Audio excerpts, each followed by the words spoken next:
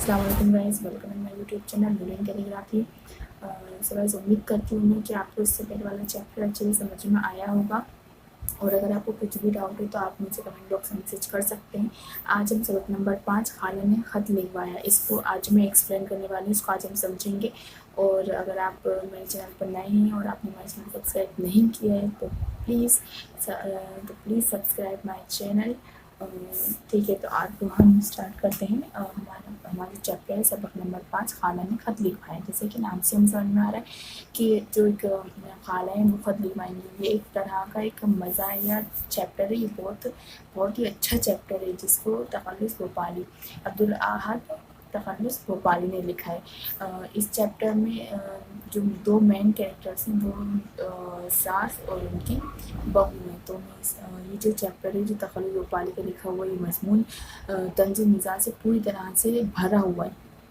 आमतौर पर घरेलू ज़िंदगी में औरतों में होने वाली छोटी मोटी बातों को किस तरह तोल दिया जाता है और फिर वो बात झगड़े का मौजू बन जाती है। इस मुख्तसर बात को तंज़ो मिज़ाज के नए नए मुहावरात और कहावतों के साथ पेश करके तखल्लुस भोपाली ने लुत्फ़ पैदा कर दिया है, जिससे पढ़ने वाला अपनी हंसी नहीं रोक पाता। कहते हैं कि सुबह के 8 बजे का वक्त है।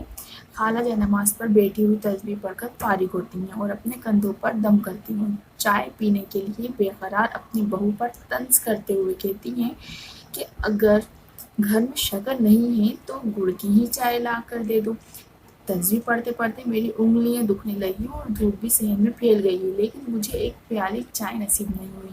इधर बहू का जवाब आता है, गर्मी ज़्यादा होने की वजह से गुड़ की चाय नहीं बनाई। बहू का ये जवाब सुनकर खाला और गुस्सा हो जाती हैं और नाराज़गी के लहजे में बहू से कहती हैं कि यजीद की औलादों ने हर चीज़ में तो मिलावट कर रखी है, इसकी वजह से तो जीना मुश्किल हो गया है। इसी बीच बहू चाय पेश करती हैं। चाय देकर खाला खुदा का शुक्र अदा करते हुए रोटी की भी फरमाइश करती हैं, क्योंकि रात भर से भूखी खाला के पेट में चूहे कूद रहे हैं। अब रोटी मिलने के बाद भी खाला का मुंह बंद नहीं होता और अपने आप में बड़बड़ाते हुए बहू पर तंज करती हैं कि हर घर में बहू बेटियों का कायदा होता है कि सुबह उठकर 2-4 ताज़ी रोटियां पका दें, लेकिन मेरे घर का तो माहौल ही अलग है। अगर मैं बहू पर सख्ती करूं तो लोग मुझे बदनाम कर कर देते हैं।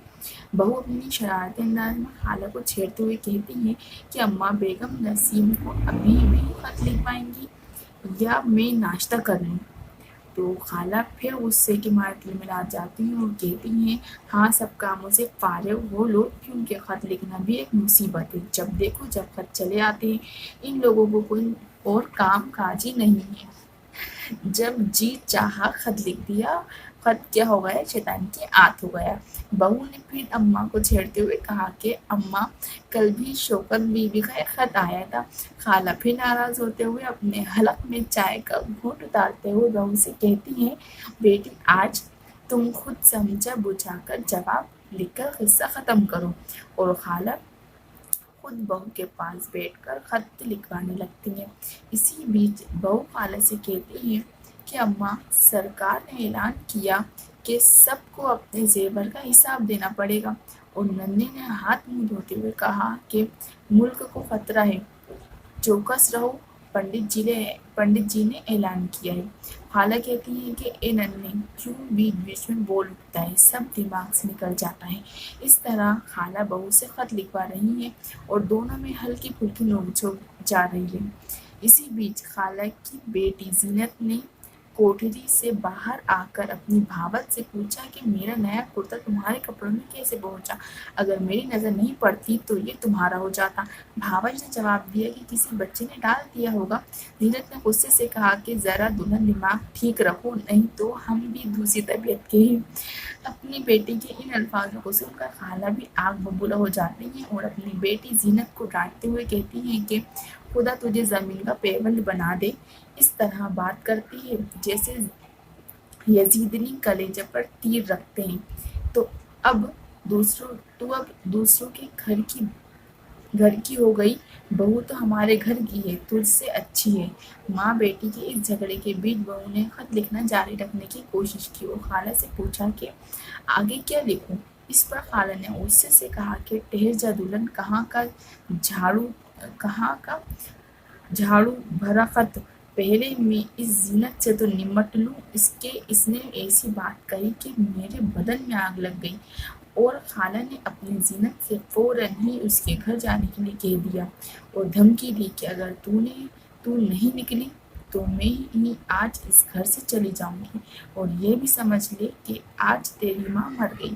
یہ کہہ کر خالہ رونے لگی اور زینت بھی اپنی بھاوج کو بددعا دیتے دیتے رونے لگی۔ جب بہو نے یہ ماجرا دیکھا تو اپنا خط لکھنے کا سارا سامان اٹھا کر چپکے سے اپنے کمرے میں چلی گئی اور جو ان کا خط تھا وہ پھر ادھورا رہ گیا۔ امید کرتی ہوں یہ جو چیپٹر ہے آپ کو اچھے سے سمجھ میں آیا ہوگا۔ یہ ایک بہت مذاقیہ چیپٹر ہے، ایک واقعہ ایک مطلب جو گھر میں لوگ گھر کی جو تھوڑی سی نوک جھوک ہوتی رہتی ہے، اس میں اس کو بتایا ہے، اسپیشلی سارے لوگوں کی جو تھوڑی سی نوک جھوک رہتی ہے۔ تو اس کے بعد انشاءاللہ میں نیکسٹ ویڈیو میں اس کے جتنے بھی سولوشنس ہے وہ اپلوڈ کروں گی، اور اگر آپ نے میرا چینل سبسکرائب نہیں کیا ہے تو please guys subscribe my channel. Thank you.